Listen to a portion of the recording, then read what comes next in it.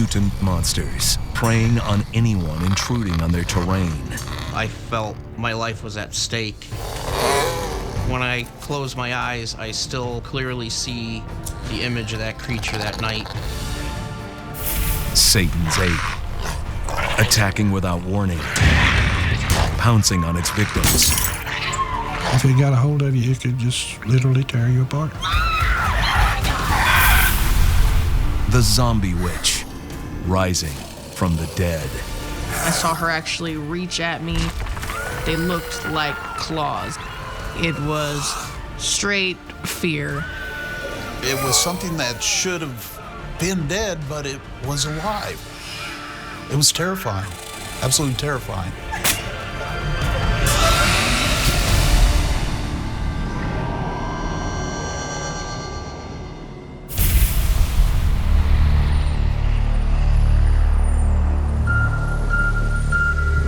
In communities throughout the Midwest, residents report sightings of strange mutant creatures, sometimes mistaken for children, but ones with hideously deformed heads. As legend has it, they roam the backwoods, nowhere to call home, nothing to lose, spreading terror across the country.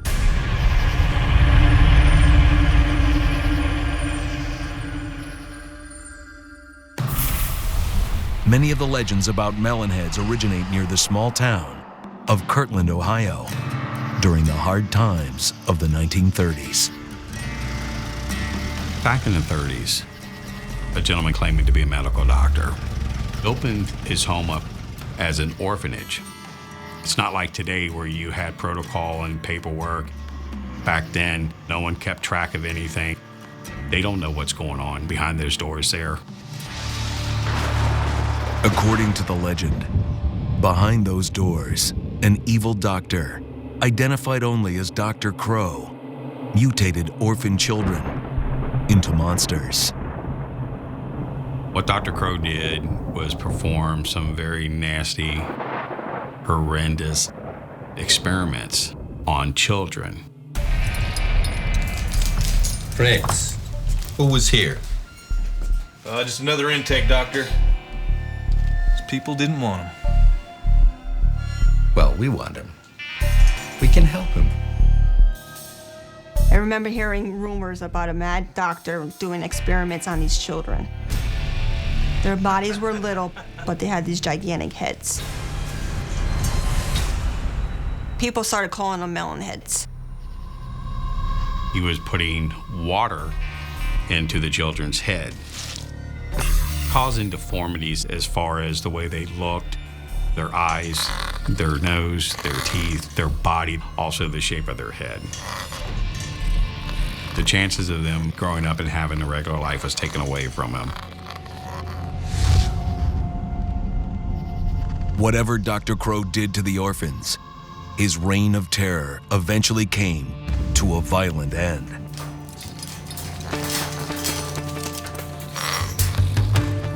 After years and years of abuse by the doctor, the children rose up, fought back, and did take revenge.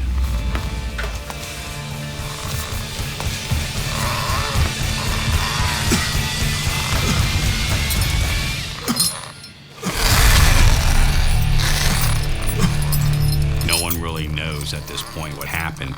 We're not sure if the doctor actually was killed.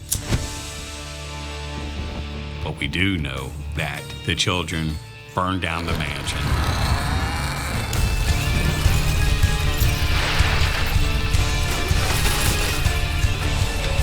We're not sure if he actually survived and moved on someplace else and started procedures in another state.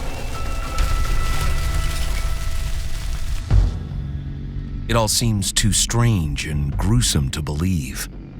If it weren't for the dozens of sightings of Melon Heads over the years, lending credence to this bizarre monster tale.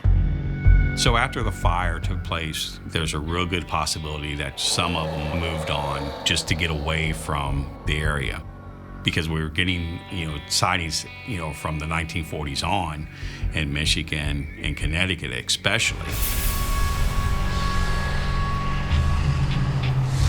Trumbull, Connecticut is a leafy suburban bedroom community to the northeast of New York City.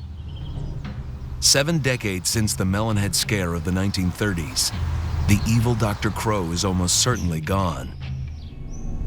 Could the descendants of his twisted experiments still remain? Residents in this part of Connecticut believe they may be out there. When I was growing up, my older brother and his friends would talk to me about a legend that they called Melon Heads. They were mutants that lived in a part of Trumbull that they called Dracula Drive. On highway maps, it's called Velvet Street, but for many locals here, it's Dracula Drive.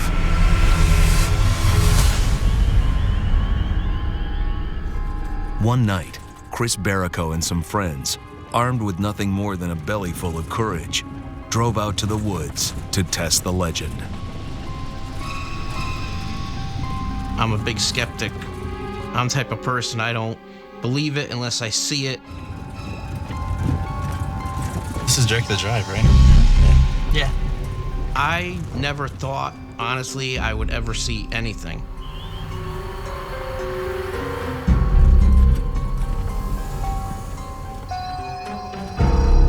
And my friend goes, look, I thought I saw something. There's something else over there. And we thought, oh, okay, here it comes. He's trying to scare us. Slow down, guys. He goes, no, I'm dead serious. I thought I saw something. There's a deer.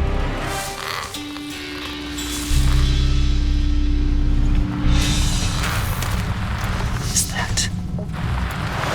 I don't know what I was thinking, but something inside of me said I had to do it.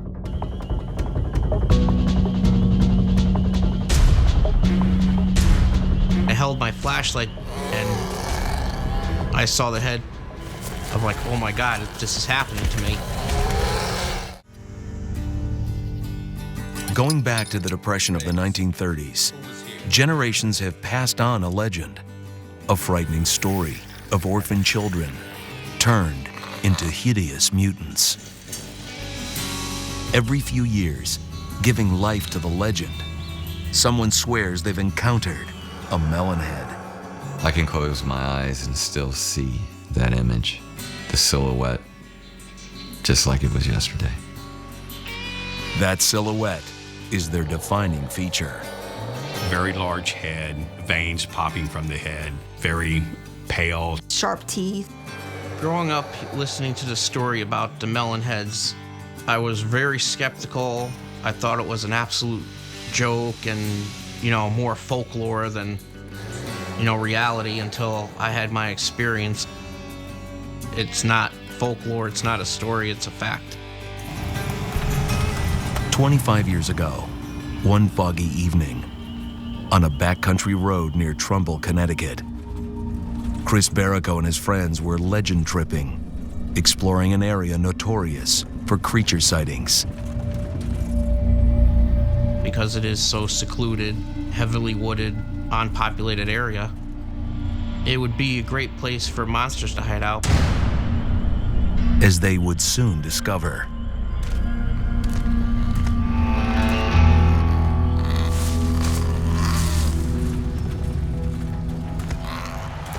Dude, I'm getting creeped out. Let's get out of here. And we quickly saw a shadow go behind the woods.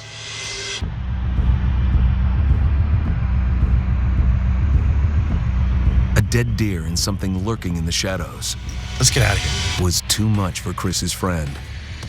And my friends went in a panic mode and said, that's it, and hightailed it out of there.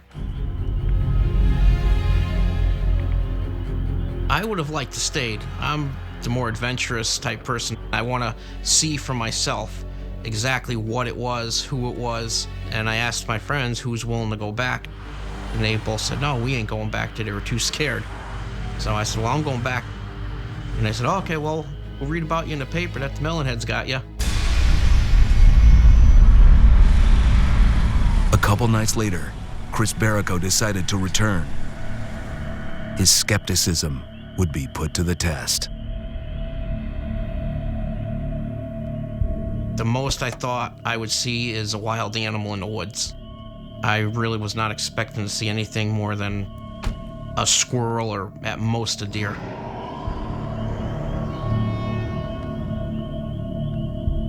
So I get out of my car and I walk up, and I did have the tightness in my chest and nerves because I'm alone.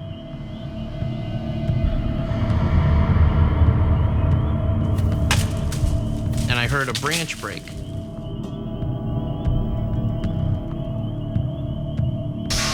And I saw something maybe 4 feet tall.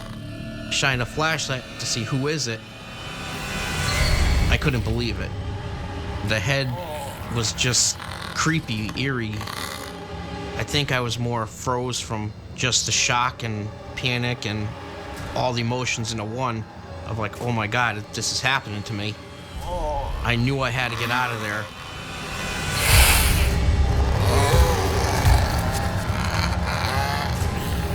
I kept waiting to feel a hand grab my shoulder. I hightailed it out of there. Who knows what it was gonna do to me? Was it gonna try to sever one of my body parts, make an example out of me? You know, put me up as a warning sign. Don't bother us, stay away. I was honestly petrified. My husband, Chris, is not normally scared easily. Basically, he is a tough guy. That creature, whatever it was, really did scare him. While the first stories about Melon Heads arose in Ohio, later sightings cropped up in Michigan, Connecticut, and Florida. The mutants were on the move. Melon Heads are always considered to be outcasts in society. Some may even got into the circus or to the freak shows because, you know, they did probably feel they were safe there. Being part of society was just something that they could not get used to. Perhaps some of those in the sideshows were not entirely human. They were Melon Heads. And it wasn't long before these godforsaken creatures were reverting to their monstrous nature.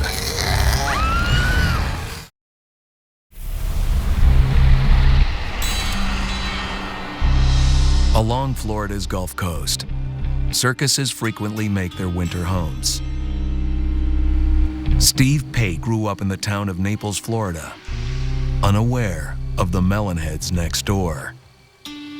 I loved growing up here. We were outside all the time. There was nothing to worry about. Just go meet your friends and spend the rest of the day until the sun goes down. Nothing to worry about until the evening the monsters invaded Steve's childhood. It was only about 3 feet tall, but had this gigantic head. My parents had some friends over. They were talking about a creature that attacked a couple of the tower technicians. Just grabbed the guy by the torso and just drug him into the woods, and they still haven't found the body at all. Body was never found. Nothing was found. It wasn't something that a child should have heard. That evening, young Steve went to bed with a fear of mutant creatures. The reality he would encounter a few years later was worse than any nightmare. My cousin and his friend were over to play war games. Basically tag in the middle of the night. Me and my best friend Chris were on one team and they were on the other.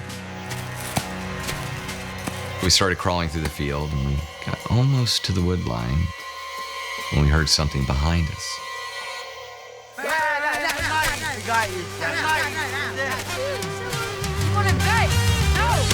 They captured us and took us further back into the woods. And they duct taped us to the same tree and left us there. What started as a childish prank would soon turn into a fight for survival. Tied to the tree, We gotta get out of here. they were sitting ducks.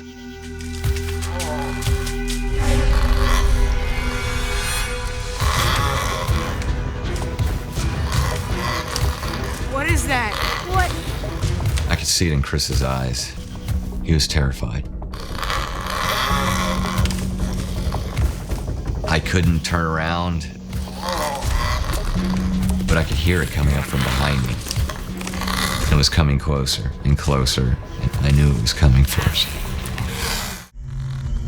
Mutant Melon Heads, hiding out in America's backwoods like an island of misfit toys. These small but monstrous humanoids allegedly prey upon people who wander into their territory. One night in 1986, near Naples, Florida, Steve Pate and a friend were playing a neighborhood war game. They turned up as captives and were left tied to a tree. A melonhead was closing in. This thing was coming up from behind us. He could see around the tree, past me. I couldn't turn around, but I could hear us breathing. It was almost like it was excited that it was terrifying me. I started shaking. Fear was the only thing that helped me get free. I immediately just started trying to tear my hands apart, rubbing them against the tree to break the tape. Eventually it broke. All I could think of was, this thing is going to get me. I didn't even notice the cuts in my hands from the tape digging into my skin. I had the scars on my wrist for a long time. The scars would heal. The imprint left by his melonhead encounter has lasted a lifetime. If I see something in the dark, see something move in the shadows, or just see something that resembles its shape, it brings it all back. Unfortunately, it lives with you forever. I don't doubt myself ever what I saw that night. I stayed away from Dracula Drive. I was scared to ever go back. Honestly, I believe they're still in that area. When they want to come out, they'll come out.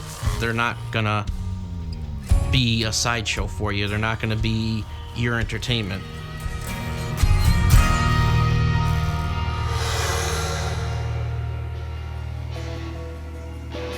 On the western edge of the Appalachians lies the small town of West Point, Kentucky.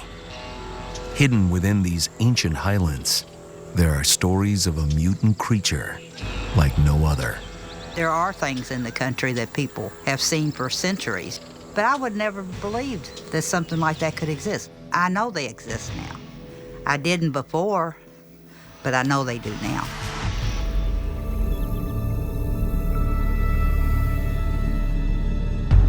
According to scientists, the last North American primates living in the wild died out some 30 million years ago. Of course, every once in a while there's a story about a monkey on the loose and thriving. There's no question that an animal as intelligent and resourceful as a primate can survive here. Imagine if those capacities mutated into something utterly mean. The devil monkey has been sighted primarily in the Appalachians. There's a lot of woodland there, a lot of caves. It would be a good place for a creature to hide. Sometimes, these creatures don't stay hidden. They go looking for trouble. In the 1970s, Marva and Wayman Morgan moved to rural Kentucky to give their 4 young children a life in the country. They loved the serenity they felt from the woods close by. As they discover, those woods were hiding something monstrous. Back years ago, my aunt and uncle owned this property. My uncle, he had chickens, and they had left for a night and came back the next day, and all the chickens were dead. They didn't pay much attention to the family tale. But after they moved in, things began to happen. Strange things. My wife's mom gave her a Sheltie, a little collie dog. We was looking for the dog, and we thought somebody done stole it or it ran off or something. My son was walking up on top of the levee, and there the dog laid, and the dog was tore all up. It was pretty mangled. I'd never seen anything like that around there. And then there were the noises. Me and my husband, we'd be laying in the bed 2 or 3 o'clock in the morning, and we hear these garbage cans just clanging and getting knocked around. The old metal cans was clanging. The lids was open and slamming. We had no idea what was making that noise. We thought maybe it was dogs. The Morgans would soon learn the awful truth. The evening began as ordinary as any other. Shannon was a baby at the time, and so she fell asleep on the couch, and others were watching TV. With the kids settled in front of the TV, Wayman grabbed the chance to unwind with a hot bath. The tranquility wouldn't last long. And I was in the bathtub, and the curtains blew, it blew out, and this horrible odor came through the window. Smelled so bad, like a bunch of old wet hound dogs that's been out hunting. Marva, what's that smell? And I said, oh, I don't know. I said, it's awful. Maybe something sort of dead. I mean, it was really grotesque. It was terrible. I start going to the different windows, opening the curtains, looking out, and seeing if I smell anything. I went to our bedroom window and opened up the curtains. I was totally petrified. I mean, it was something that I never, in my wildest dream, thought I would ever come face to face with.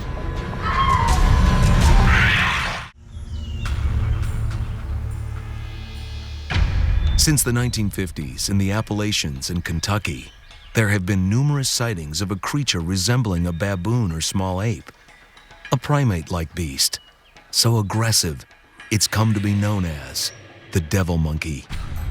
The devil monkey is a very unique 5 to 7 foot tall baboon-like creature with pointy ears. It has very powerful hind legs, and it has 3 toes based on some of the tracks that have been found. Sometimes there is an odor. It's a musky, a dog-like smell that has been reported. With sharp claws and large fangs, this beast is ready for a fight. Running into a devil monkey in any kind of situation would be very dangerous. These creatures are very territorial and have been known to attack without any provocation. That's the monster that Marva Morgan was contending with one night alongside her Kentucky home, just as she was closing the windows to a sudden awful smell.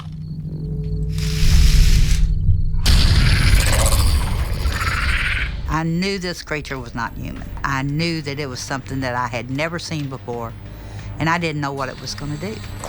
Eyeball to eyeball with the devil monkey.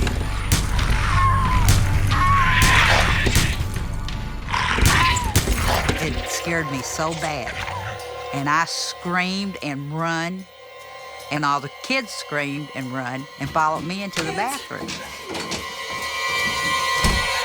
My wife sat there and cried. She just couldn't even talk. It shocked her so bad. She couldn't tell me what she had saw.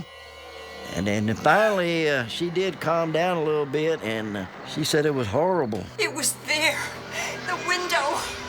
What? What did you see? I said, I can't tell you what it was, but I was afraid that this creature was going to come through that window. I was afraid for my kids. Then they made a horrifying realization. Their youngest one was alone, out in the living room. I was so afraid that I left my baby laying on the couch. Easy prey for the mutant beast.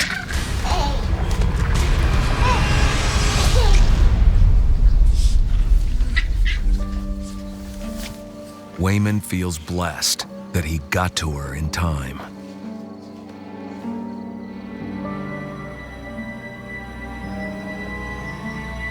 In the days and weeks after the terrifying ordeal, Wayman tried to make sense of the monster.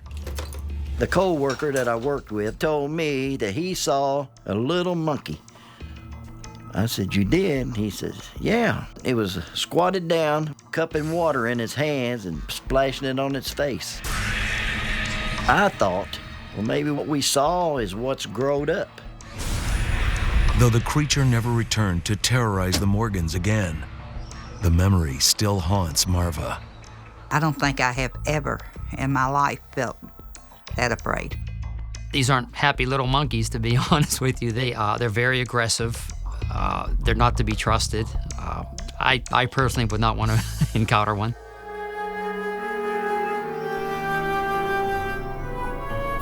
"300 miles across the Appalachians to the east, in Saltville, Virginia, the same sort of maniacal monkey has also made its presence known. Generations of the Boyd family have lived in the same small Virginian town. My father worked on the railroad for 13, almost 14 years as a fireman shoveling coal. My mom was a cheerful, happy-go-lucky person. The oldest of 5 children, Scott Boyd enjoyed his childhood in the foothills of the Appalachians. You were outside, you were in the woods, you were all over the place. Nobody gave it a second thought. Until one evening in May of 1959, when that sense of safety would change. Oh, I brought sandwiches if you want one for the ride. Thank you, sweetie. It is Mrs. Sandler's Jam from down the road. It was moonlit, bright, and they were driving along Be there ahead of schedule. when my dad noticed a movement coming down through the woods on the passenger side of the vehicle. What is that? The animal jumped right straight out into the road, and it jammed his face right up in the passenger side window. My mother looked it right in the face, looked straight into his eyes, right into his face. For 6 generations, the Boyd family has made coal country in the Appalachians their home. It's a place where the woods are alive with legends of a mysterious creature. There had been people that had claimed to have seen and heard and run upon things in the woods that they couldn't explain and actually frightened them pretty bad. One day, that kind of story arrived at Scott's front door. I remember walking out in the broad daylight and looking at the car that my dad had been driving and seeing the damage down the side of that. My dad was the only one that would really talk about it because it seemed to have scared my mother so bad she didn't even want to listen to him talk about it. It had all started hours earlier during the night when Scott's parents, Jim and Polly Boyd, were driving on a dark mountain road. What is that? Out of nowhere, a crazed monkey monster leaped towards the car. It had its face pressed right up into the window with its lips curled back from its teeth and a snarl. Dad said you could hear it raking the side of the car, scratching and scrambling at the side of the car. And he said that it was running upright, pacing the car, reaching at the back of the car, grabbing at the back of the car. They gunned it down the road, worried the creature might be following. My dad, he had a hunting rifle behind the seat. So when he thought he'd got out far enough ahead of it, he put the car in neutral and was reaching behind him to get the rifle. And he said that it was coming at him so fast. Go now, it's coming! Get back in here! My mother, she's screaming and pleading for him not, please shut the door, let's go, let's go, let's go. And he just jerked his leg back in the vehicle and they sped off and left it behind.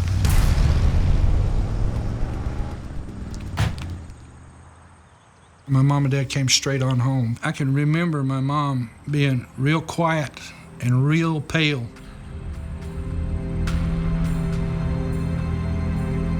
They were scratches all the way into the middle, through the paint, from the passenger side window, all the way down the side of the car and going off the back end. They were in rows of 3. Never seen anything like it before or since. My dad seemed like he was almost embarrassed. You could see the fright on his face when he would talk about it. And that literally scared me to death, really. It bothered me for years after that. Speculation of where this beast may have come from and why it exists runs rampant to this day. Possibly the devil monkey could be a mutant that escaped from a government research facility, a regular animal that was experimented on, and the only way it can survive is to attack anything that it believes are food. The area that the attack occurred in was highly polluted with heavy metals from a chlorine processing plant that was in the area. Maybe some of the pollutants in the area, the groundwater, whatever, had caused a mutation. The creature's origin remains a mystery, but there's no doubt about the effect it had on Scott Boyd. And that literally scared me to death, really. It bothered me for years after that. I had a hard time riding in a vehicle down a country road through a wooded area without constantly scanning the side of the road, waiting for something like that to jump out at the car.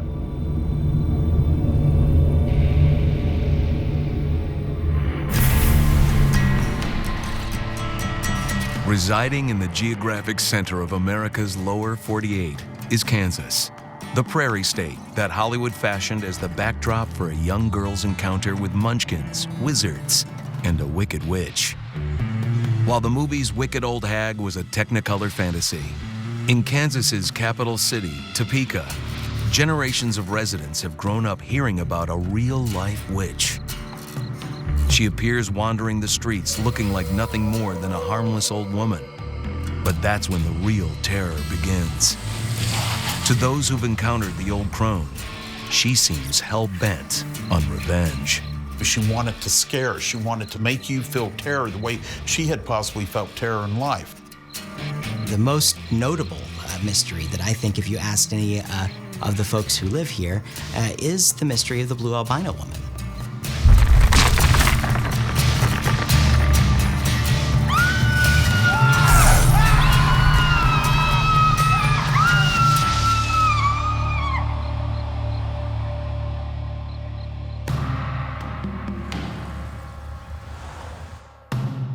Many towns have stories about a monster. Topekans claim theirs started out human. The blue albino woman, she was an actual real person who lived in Topeka, and the monster stories started to become while she was still alive because she had such a unique appearance. She was purely pale white, she had pink eyes, long white hair. You could definitely, when you saw her, she caught your eyes, caught your attention. No photographs exist of this woman. No one seems to know her name. Yet for many locals, she's their worst nightmare. I'm sound asleep and I suddenly wake up and there she is. She's standing at my screen window looking at me. I was that far away from her. It was terrifying, absolutely terrifying. Well, the common legend for the blue woman is that she was a resident of this town, that she was tormented by the populace, and that upon her death, she was unable to leave or to find rest. This monster is an angry one, and it may owe something to the alleged circumstances of her violent death. Come on, you witch! We're gonna put you in the ground where you belong! Abducted by sadistic hoodlums, brutally buried alive.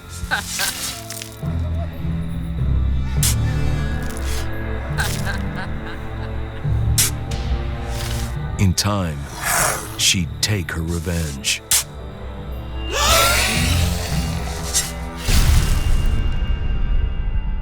I feel very sorry for her because I understand she must have suffered a great deal. But there are just things about her that make her very obviously something else. The glowing red eyes, the gaunt cheekbones, the long fingers. Generations of teenagers have roamed the back streets of Topeka, searching for a glimpse of the albino woman. They frequently go to a location on the north side of town. She's often seen in Rochester Cemetery, lurking amongst the trees, and there are many reports of her walking, following people, and eventually chasing them out of the cemetery. We're talking about what was a flesh and blood woman, that this person rises out of the grave and chases people. We've even heard violent tales of people being ripped out of the top of their cars and that she's eaten people. Tormented to death, she turns into a plague upon the living, settling old scores. And that night when she was coming towards us, she had hands up like she was ready to hurt somebody. This wasn't just I'm going to scare you off. This was, I am coming for you. I was really afraid she was going to hurt me, maybe kill me.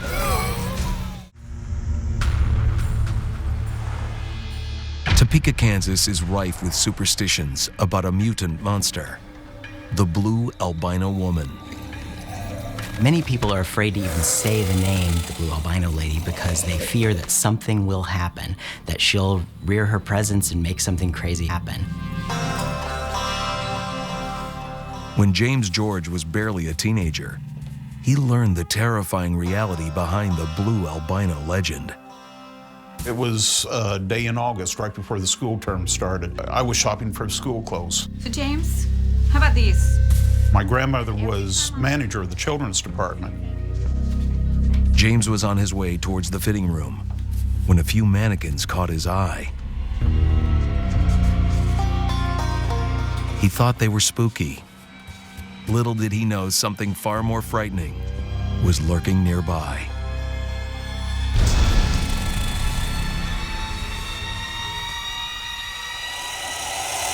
I looked at her and felt the breath leave my body. I didn't know why she was there. All I know was that she terrified me. The skin had a bluish tint to it. The eyes were red. Her whole demeanor was just terrifying. And my grandmother started yelling at her, "You are not welcome here. You are not welcome in this store. You need to leave this store and leave it now." She was soundless. There was no sound. She never said anything. And she just, the only way I know how to describe it is glided out the door. I was absolutely terrified. Where did she come from? I don't know. I had never seen anything like this in my young life.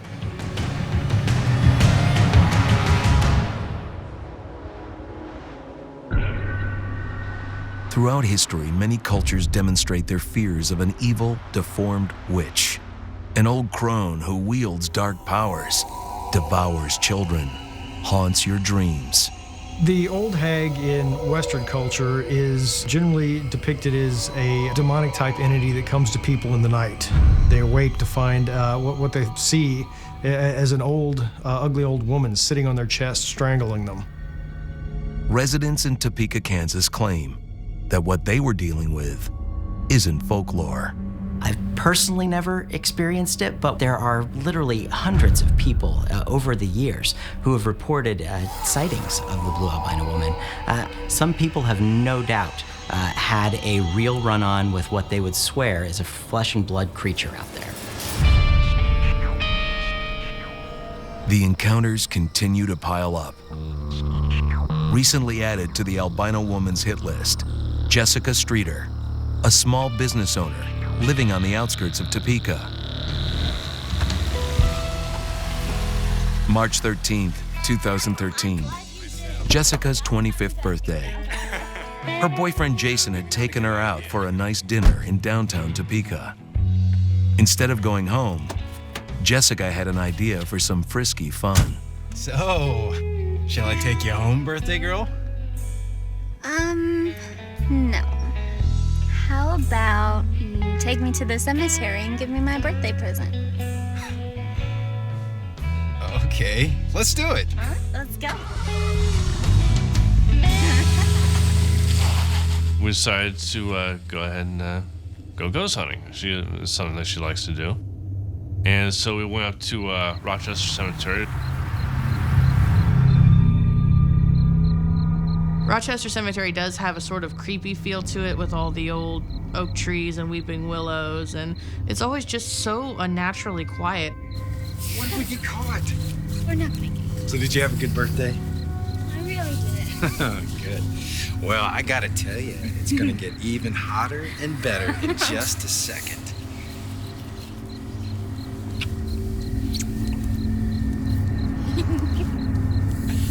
Well, I was starting to get creeped out, and I think Jesse was too. I was kind of hoping just the feeling would go away because I was having fun at the same time.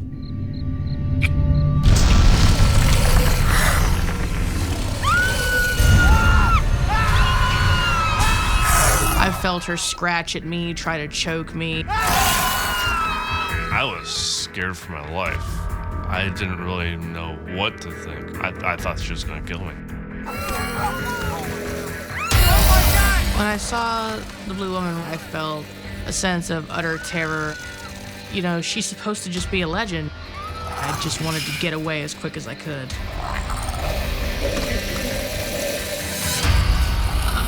Jessica and Jason managed to drive off. I think she only affects people who are going there to look for her. Perhaps she doesn't want to be looked upon anymore. She wants to make sure that they don't ever come looking again.